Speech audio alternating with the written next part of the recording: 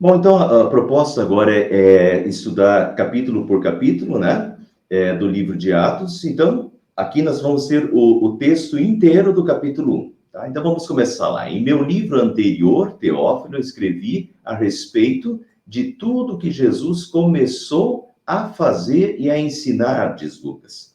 Bom, ele começa usando o termo Teófilo, né, para quem ele está escrevendo. O livro... Na semana passada nós fizemos uma introdução. Então, quem perdeu a introdução, talvez seria interessante dar uma olhada lá ainda, tem 25 a 30 minutos de introdução, seria interessante dar uma olhada, tá? Está lá gravado na playlist, Atos dos Apóstolos, introdução. Então, lá eu expliquei que o livro de Atos dos Apóstolos foi escrito por Lucas, né, assim como o Evangelho de Lucas, e no Evangelho de Lucas, a pessoa para quem Lucas destina a carta é a mesma, é o Teófilo, mas lá no Evangelho ele começa dizendo que ele está dedicando o livro, está escrevendo esse livro para o excelentíssimo Teófilo, né? E esse termo excelentíssimo Teófilo, Lucas usa 2 outras vezes esse termo excelentíssimo, e nas outras 2 vezes ele está se referindo a governadores do Império Romano. Então, muitos deduzem que esse Teófilo era o governador da região da Acaia, que foi convertido. E então era uma pessoa importante dentro do Império Romano, um instrumento nas mãos de Deus. E o objetivo de Lucas, então, é fortalecê-lo na fé, tanto no que Jesus disse e fez, né, através do Evangelho, da concepção de Jesus até a ascensão de Jesus aos céus,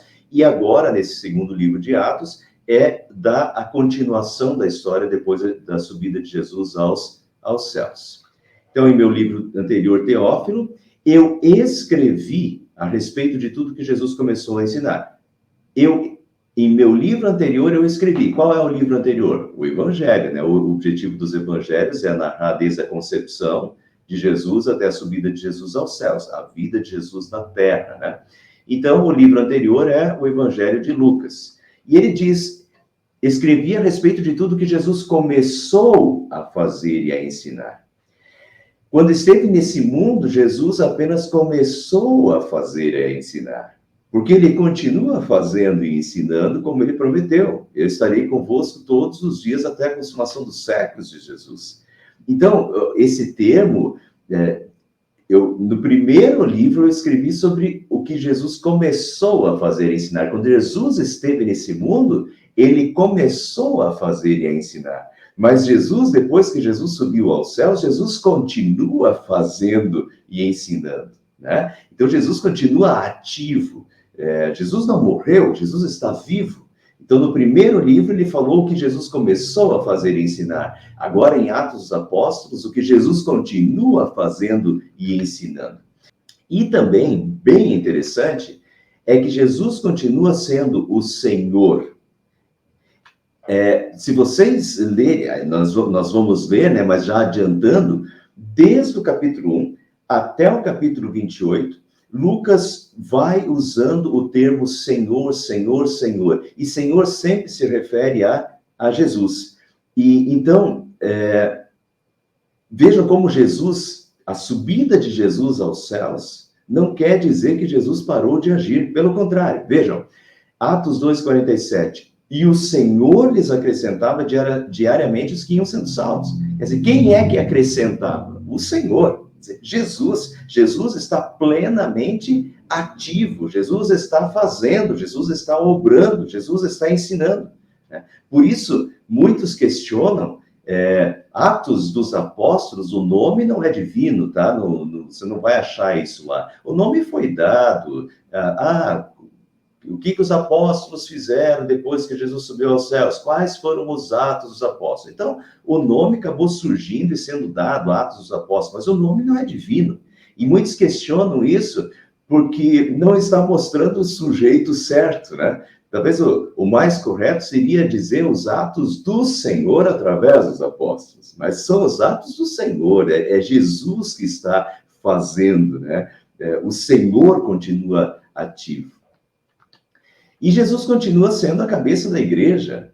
e agindo no mundo através do seu corpo, a igreja. Portanto, é a atividade. Quando Jesus esteve nesse mundo, ele apenas começou a fazer e a ensinar. Mas Jesus continua fazendo e ensinando. Jesus continua completamente ativo na direção da sua igreja e deste mundo.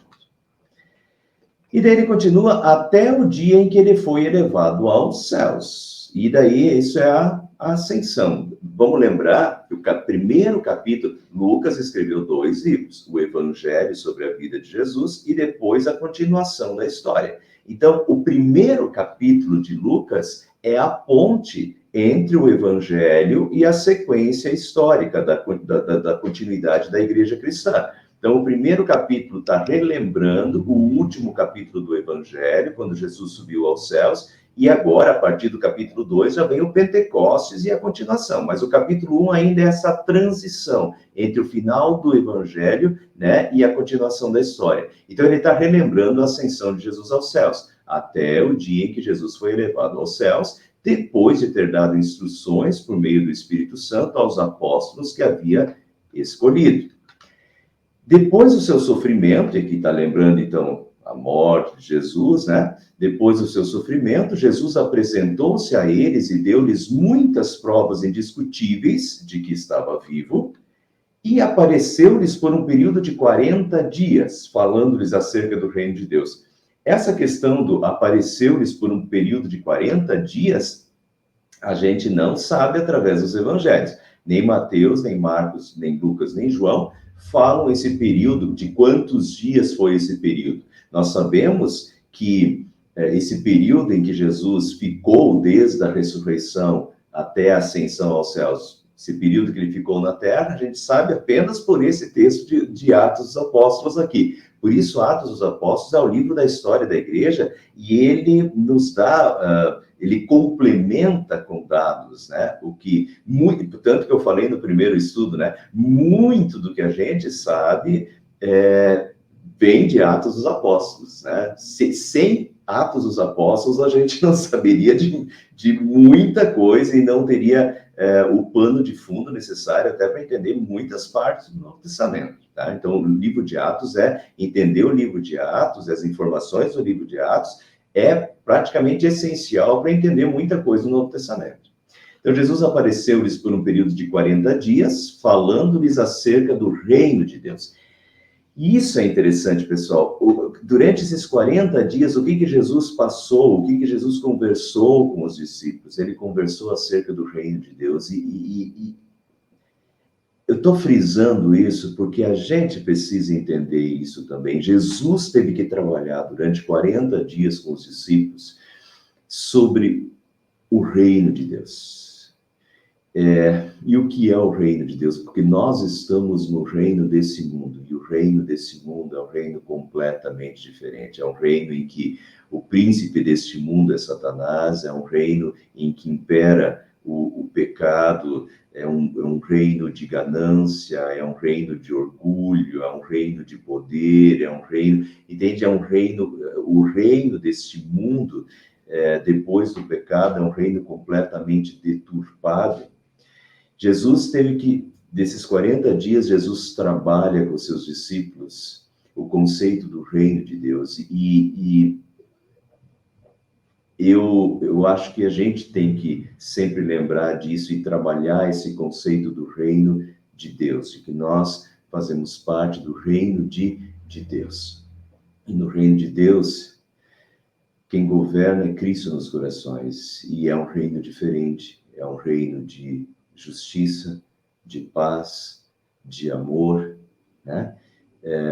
Daí, Mateus 26, 33, 6, 33, Jesus diz, buscar em primeiro lugar o reino de Deus e a sua justiça, né? A gente tem que sempre lembrar que nós fazemos parte do reino de Deus. Estamos nesse mundo, mas graças à ação do Espírito Santo em nós, temos Jesus Cristo governando nossa vida, e o nosso grande Senhor é Jesus, o nosso grande Senhor é Deus.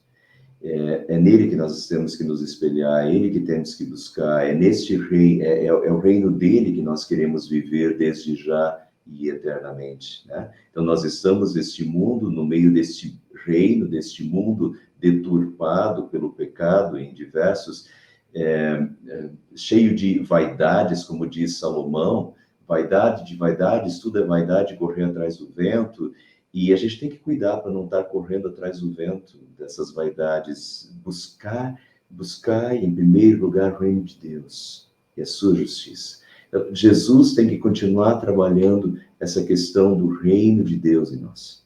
E a gente lembrar de que nós fazemos parte do reino de Deus. E no reino de Deus, o reinado de Jesus é diferente. Tem padrões, né, morais, éticos. É diferente. É completamente diferente. Continuando, certa ocasião, ele está lembrando, né, o final do Evangelho. Certa ocasião, enquanto comia com eles, deu-lhes esta ordem: não saiam de Jerusalém, mas esperem pela promessa de meu Pai, da qual falei a vocês. Pois João batizou com água, mas dentro de poucos dias vocês serão batizados com o Espírito Santo. Jesus falou isso, e Jesus estava se referindo ao Pentecostes, né? 10 dias depois da ascensão, aconteceu o Pentecostes. Então, Jesus disse: fiquem em Jerusalém, até que, dentro de poucos dias, vocês serão batizados com o Espírito Santo. Jesus estava se referindo ao Pentecostes, e Lucas já está fazendo a transição, né, do Evangelho, então, para o capítulo 2, onde ele vai falar da descida do Espírito Santo. Então, os que estavam reunidos naquela ocasião, né, quando Jesus falou isso: olha, fiquem em Jerusalém até que do alto sejais revestidos de poder, né? Daqui a alguns dias vocês serão batizados com o Espírito Santo. Então, os que estavam reunidos lhe perguntaram: Senhor, é neste tempo que vai se restaurar o reino de Israel? Eles ainda têm eles viram Jesus ressuscitado, e eles ainda estão naquela ideia: Jesus é o Messias. Eles não têm dúvida de que Jesus é o Messias, de que Jesus é o ungido de Deus lá do Antigo Testamento, é o Filho de Deus, aqueles que eles estavam esperando, é o Salvador da humanidade. Mas a cabeça deles ainda estava ligado que esse filho de Davi restauraria o reino de Israel. O que eles estão pedindo esse é o momento do que a gente chama de o reino da glória, que o reino da glória vai ser a junção desse reino civil, político e religioso junto, né? Por enquanto nós não temos isso ainda, o reino, esse reino pleno, em que tudo é perfeito. Esse é o reino da glória. E eles estão pedindo isso para Jesus. Esse é o tempo, né? E Jesus tinha acabado de ressuscitar. Esse é o tempo que você vai restaurar o reino de Israel. E ele lhes respondeu: não compete a você saber os tempos ou as datas que o Pai estabeleceu pela sua própria autoridade, mas receberão poder quando o Espírito Santo descer sobre vocês. E serão minhas testemunhas em Jerusalém, em toda a Judéia e Samaria, e até os confins da terra. Mostrei para os que viram a introdução que o livro de Lucas está estruturado em cima desse texto. Isso é Atos capítulo 1, versículo 8, né? Vocês serão minhas testemunhas em Jerusalém, em toda a Judéia e Samaria, até os confins da terra. Então, o livro isso é uma profecia de Jesus, são palavras de Jesus, né?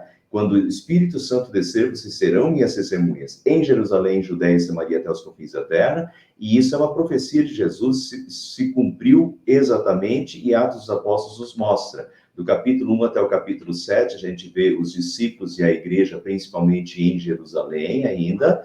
A partir do capítulo 8, começa a perseguição, e daí eles se espalham pela região da Samaria, da Judéia e da Samaria. E no capítulo 9, o apóstolo Paulo é convertido. Então, a partir do capítulo 13 até o capítulo 28, nós temos as viagens missionárias de Paulo, e daí nós temos o evangelho chegando aos confins da terra. Aqui a gente tem só as viagens de Paulo, mas tem também os outros apóstolos, né? Os outros apóstolos se espalharam por outras regiões, de tal forma que a gente tem esse cumprimento, que o evangelho começa a ir até os confins da terra, essa expansão, né? E tendo dito isso, Jesus foi elevado às alturas enquanto eles olhavam, e uma nuvem o encobriu da vista deles. E eles ficaram com os olhos fixos no céu enquanto ele subia.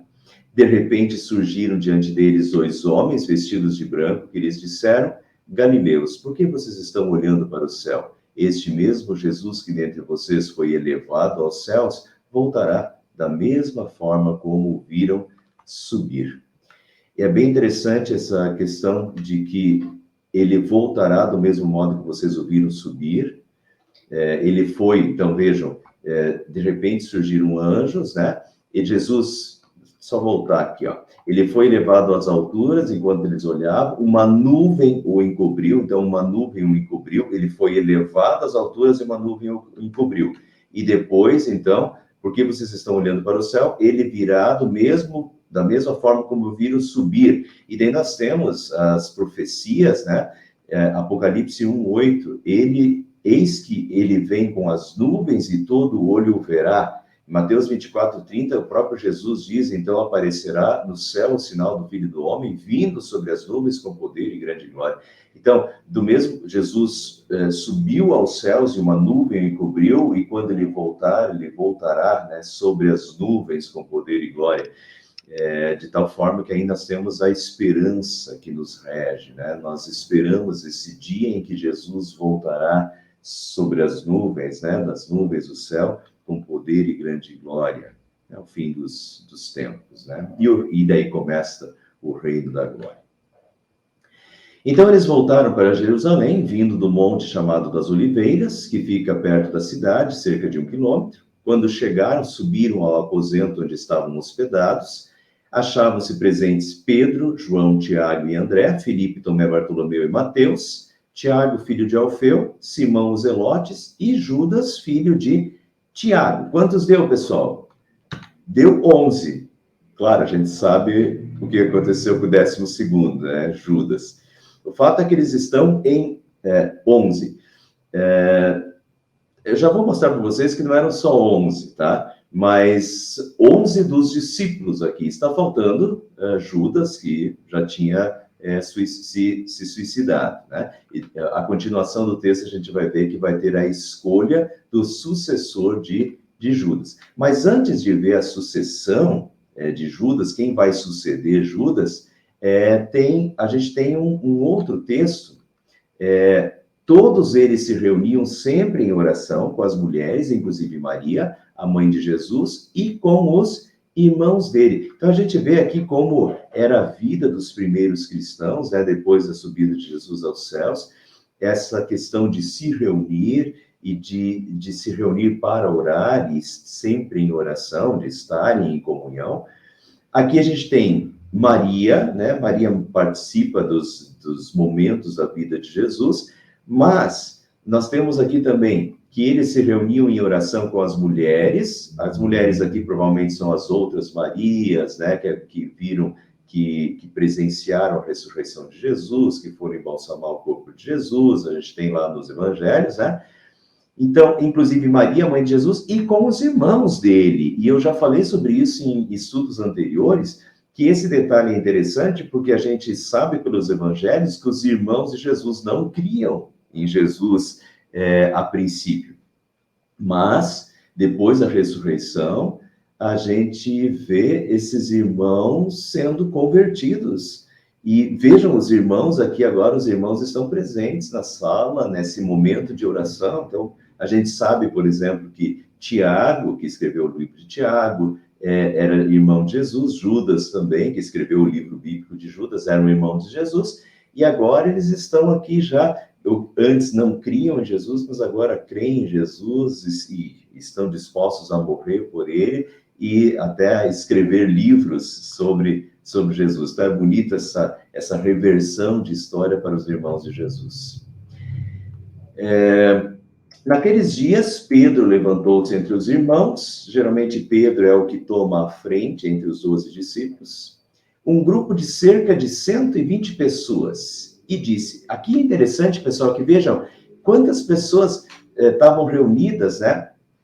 E é interessante o seguinte, eu acho que até coloquei uma observação, talvez seja este o número de pessoas sobre quem o Espírito Santo veio no Pentecostes, porque nós estamos no capítulo 1, e a sequência da história é Atos capítulo 2, quando já chega o Pentecostes. E Atos 2:1 começa dizendo, chegando o dia de Pentecostes, estavam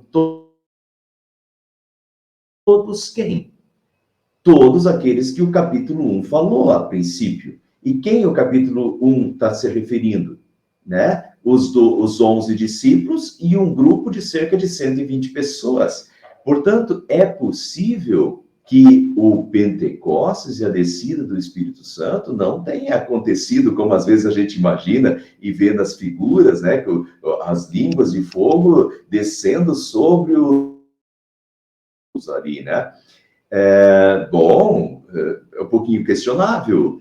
Será que foram só sobre os 12? O texto diz que, chegando o dia de Pentecostes, estavam todos reunidos num só lugar. Mas o capítulo 1 mostra 120 pessoas reunidas, né? E é sobre esses que ele estava falando. Então, eventualmente, a descida do Espírito Santo com línguas com línguas de fogo, talvez tenha sido sobre 120 pessoas e não apenas sobre 12, né?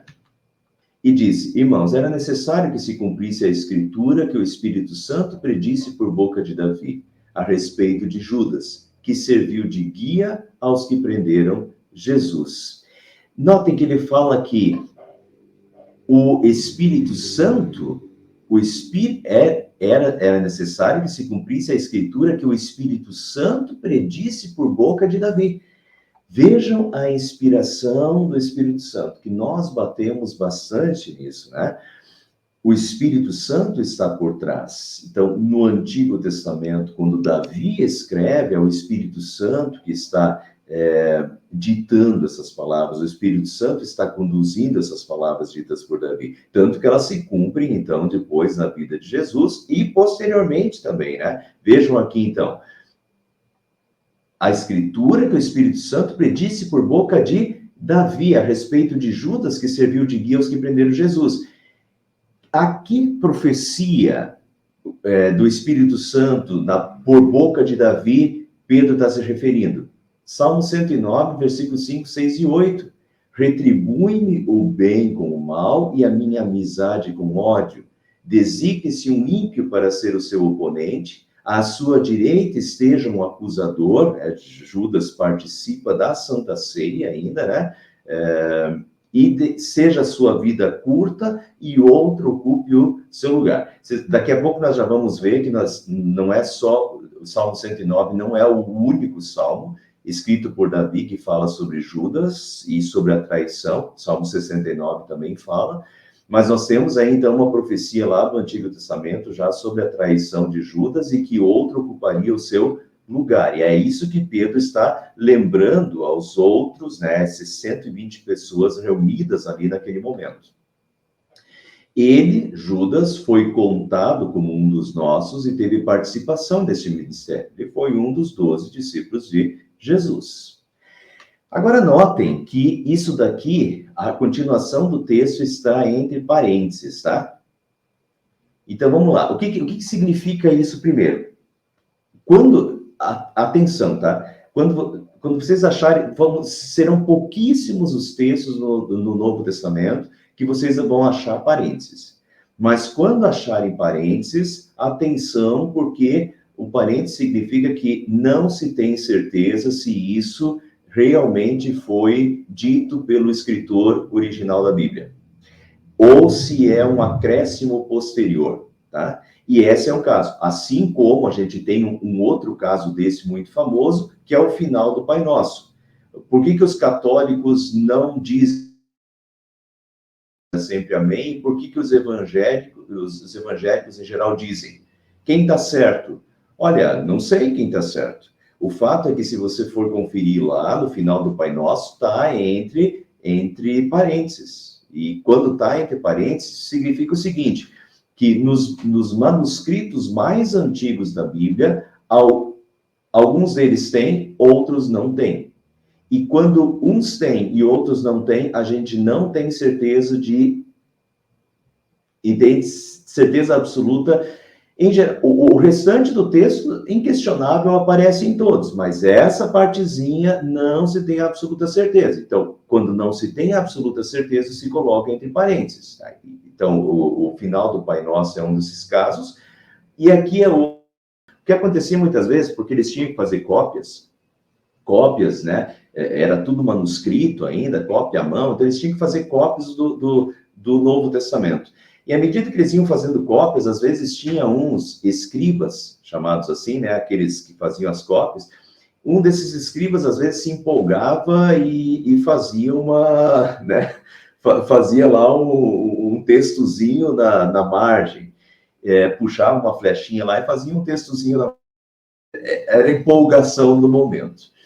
Então, essa é a questão. A gente não sabe, às vezes, se uma coisa fazia parte, de fato, ou foi algum acréscimozinho que um escriba eventualmente fez.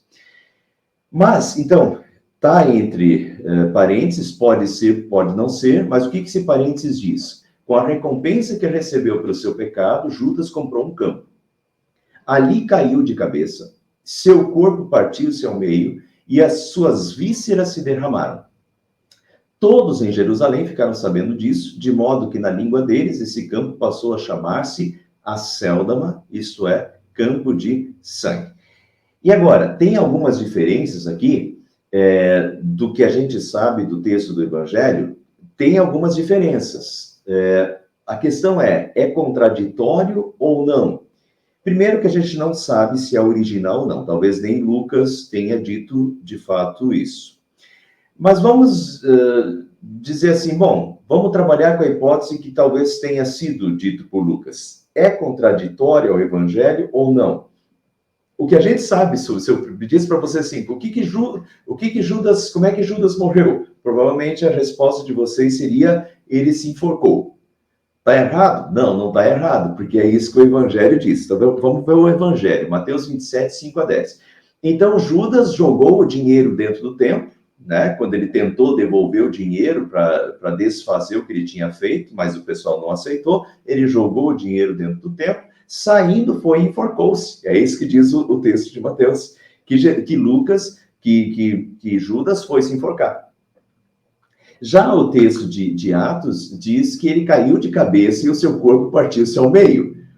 E as suas vísceras se derramaram, uma coisa bem chocante. Aparentemente, o texto está contraditório, né? Ele se enforcou, o que aconteceu no final da história? Em quem eu confio, né? Parece ser contraditório. Mas, na verdade, talvez não seja contraditório, talvez as duas coisas se complementem perfeitamente, tá? Se a gente ler com um pouquinho mais de cuidado e ver alguns detalhes a mais. Notem aqui, ó, no Evangelho, ele saiu e se enforcou.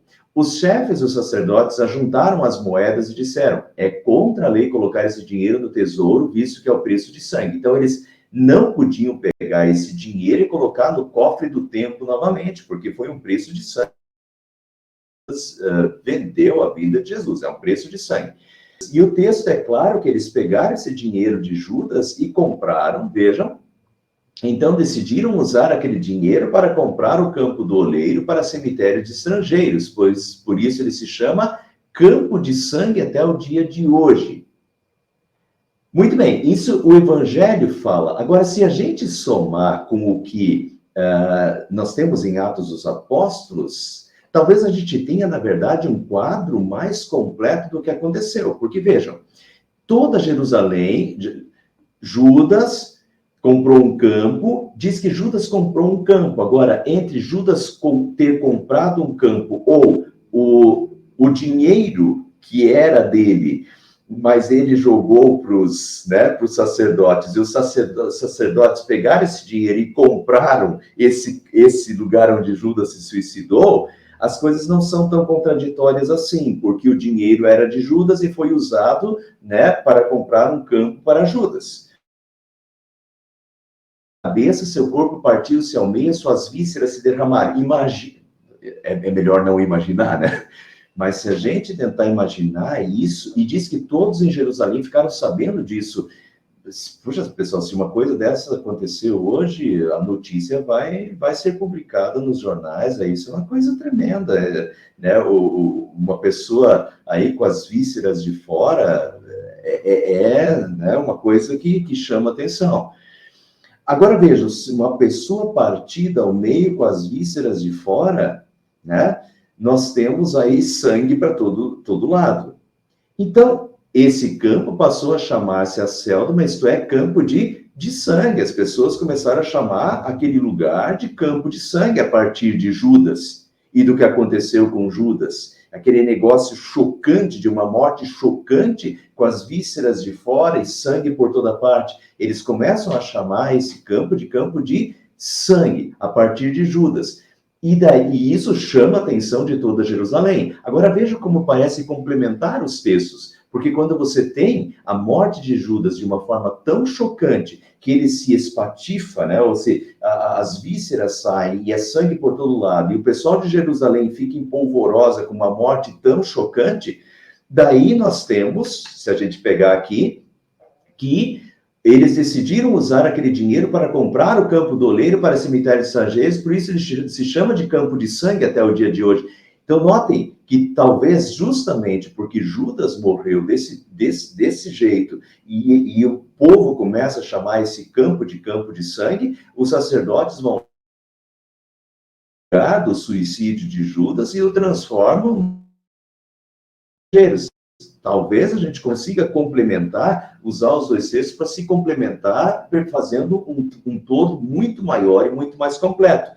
Ainda resta a questão do ele se enforcou ou ele se espatifou desculpa o termo aí, mas se espatifou E isso também não necessariamente é contraditório. Deixa eu mostrar para vocês isso na figura. Vamos ter uma noção do local hoje, tá? Esse é o local, o Acéldama, o campo de sangue. Esse é o local. Então, vejam que é um verdadeiro despenhadeiro, né? Principalmente um monte muito íngreme. Notem aqui, bem pequenininho, isso aqui hoje tem uma igreja nesse local. Então, notem essa cruz aqui. Agora eu vou ampliar para vocês, para mostrar essa parte aqui. Então, aqui, essa cruz aqui, nós temos aqui agora, tá? Então, como é que é esse lugar aqui? Aqui a gente já vê que é bem íngreme. Mas como é esse lugar aqui? Olha aqui a cruz e olha a altura que isso tem aqui, certo? E esse é o lugar, esse é o campo do oleiro, esse é o lugar chamado Acéldama. É aqui que esse foi o campo que os sacerdotes compraram, né, com o preço das moedas de Judas. Então, uma boa hipótese, essa é a igreja que tem hoje, mas vocês podem imaginar que na época não tinha nada disso aqui, então isso aqui você tinha mais mato aqui.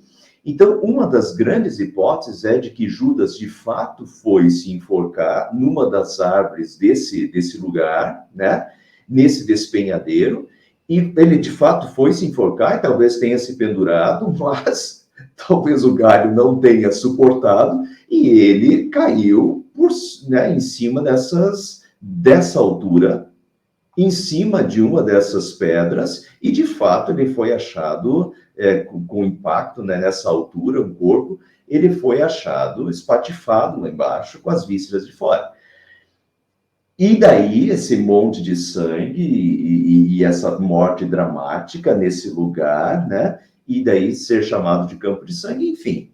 Na verdade, olha, se a gente juntar tudo isso, as coisas não são tão estranhas assim e nem são tão contraditórias assim. Mas ainda resta a questão de que está entre parênteses lá, talvez nem Lucas tenha dito, né? Mas eu também não acho muito contraditória a história. Vamos continuar. Porque, prosseguiu Pedro, está escrito no livro dos Salmos, fique deserto o seu lugar, de Judas, né? O lugar de Judas entre os 12, fique deserto o seu lugar e não haja ninguém que nele habite. Ele diz que está escrito nos Salmos. Em que Salmos está escrito? Salmo 69, 25, se vocês forem conferir, é exatamente essas palavras. E ainda, que outro ocupe o seu lugar, Salmo 109, 8. Então, Pedro está aplicando aqui as palavras do Antigo Testamento, ele mostra para os discípulos que, na verdade, a questão da traição de Judas já estava prevista, né? Já estava profetizada no Antigo Testamento, nos Salmos, e Pedro reúne essas informações e diz, olha, nós temos que ocupar o lugar dele, e já está profetizado isso, nós temos que ocupar o lugar de Judas, né? E daí eles vão agora fazer a eleição de um 12º discípulo. Portanto, é necessário que escolhamos um dos homens que estiveram conosco durante todo o tempo em que o Senhor Jesus viveu entre nós, desde o batismo de João até os dias em que Jesus foi elevado entre nós às alturas. É preciso que um deles seja conosco, testemunha da sua ressurreição.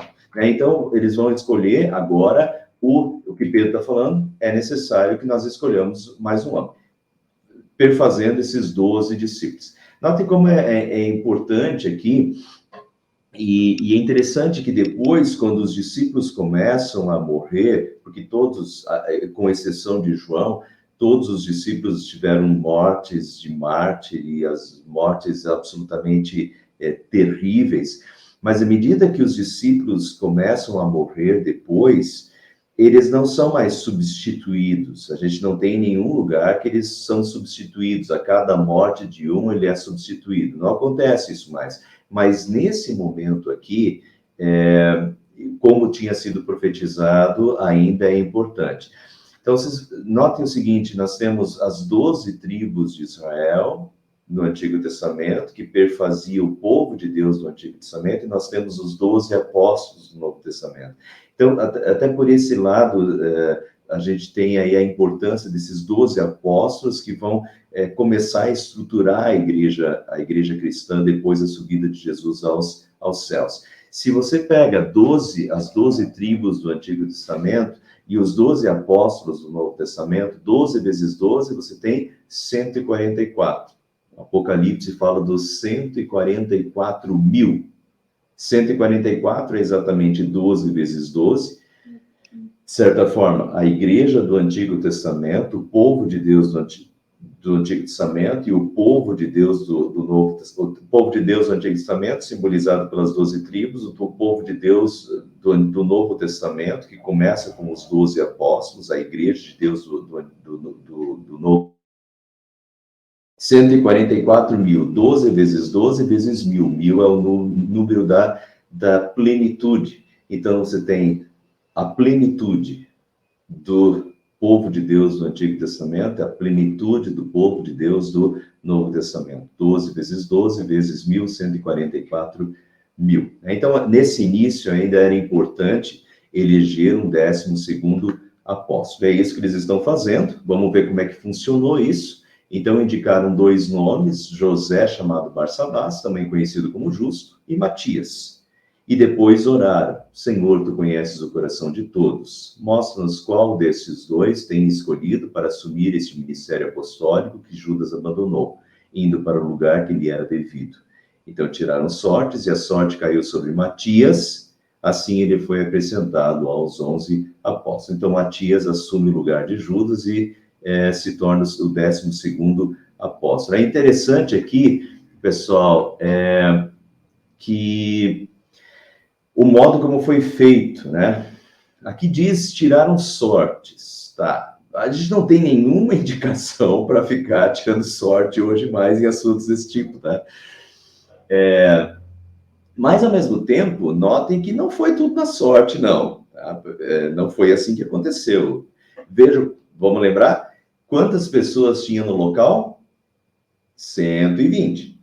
Ah, então tinha 120 pessoas naquele local, então Pedro fala para todo mundo e as pessoas indicam 2 nomes, então é por indicação, foi por indicação.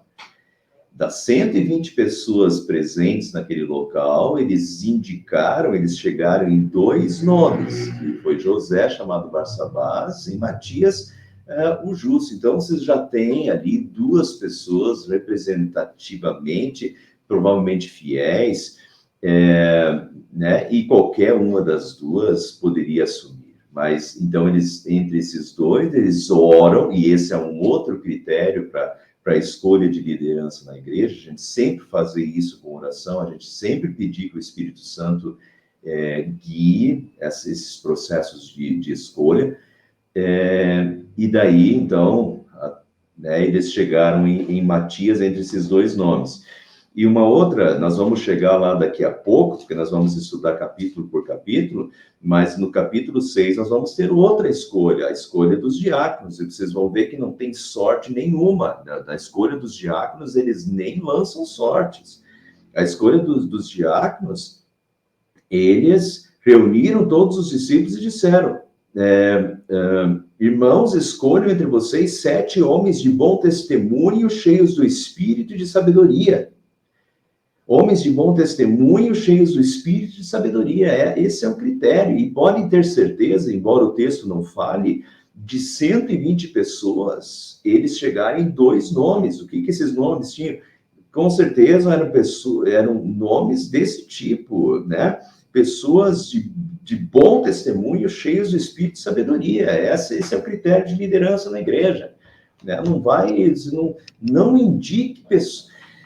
Eu encrenco com isso e vou falar bem francamente com vocês, já vi isso acontecer em igreja, sou completamente contra ficar indicando pessoa que, vamos indicar o fulano de tal, porque ele não tem muita função na igreja e nós temos que envolver ele na igreja. Isso é critério humano, tá? Então vamos botar o fulano de tal lá para ver se ele faz alguma coisa pela igreja. Isso é um critério, o tiro pode sair pela culatra, e já vi sair. Esse não é o critério bíblico. O critério bíblico dado aqui e o critério bíblico dado depois em Timóteo, em Tito, são homens de bom testemunho, cheios do Espírito Santo e sabedoria para serem líderes da igreja. Podem ter certeza que foi assim a escolha de Matias, tanto que de 120 eles chegam nesses 2 nomes, foi assim a escolha dos 7 diáconos no capítulo 6, e foi assim, essa é a regra que Paulo dá em Timóteo, para os presbíteros, para os diáconos, esposo de uma só mulher, não dado ao vinho, não violento, né, sóbrio, sensato. Então, você vê, tem critérios para isso. Né? É liderança na igreja, o pessoal tem que fazer isso com seriedade, sempre. As indicações de nome para a liderança da igreja tem que ser sob critérios divinos, né? Pessoas de bom testemunho, de sabedoria, cheios do Espírito Santo, porque é a liderança da igreja. Então, indicação, nós temos aqui, claramente aqui no capítulo 6, depois lá em Timóteo e Tito, a mesma coisa, indicação de nomes e oração. Orar, tem que fazer isso em oração, a igreja tem que orar, a igreja tem que pedir para que Deus, né, para que Deus haja, para que Deus conduza todo esse processo, para que a gente tenha certeza de que no final foi a escolha de Deus, a gente indicou com princípios e Deus conduziu todo esse processo, né? Muito bem, pessoal, então aí nós temos aí o primeiro capítulo, que muito da aplicação do capítulo 1 eu fiz nos primeiros minutos, tá? Então, quem perdeu o estudo aí, volta lá. A moral da história é a gente ler o capítulo todo e fazer algumas... Primeiro, eu dar alguns detalhes para vocês a mais, e dei diversos detalhes a mais aí para vocês, então a gente está lendo em conjunto, vocês estão ganhando com isso. E também fazer algumas aplicações. Aqui, no final, nós tivemos essa aplicação da escolha da liderança da igreja, mas no início a gente teve bastante aplicações também muito válidas para nós hoje. Sempre lembrando aí que quem consegue dar o like é legal, porque torna o conteúdo relevante para o Facebook, e o Facebook se torna também um aliado nosso para levar a palavra de Deus avante, né? Considerando esse conteúdo que a gente sabe relevante, que o Facebook considere esse conteúdo relevante, ele possa ser espalhado. E quando vocês curtem também, muitas vezes os contatos de vocês veem as curtidas de vocês e talvez se interessem pelo mesmo conteúdo que vocês estão prestigiando naquele momento.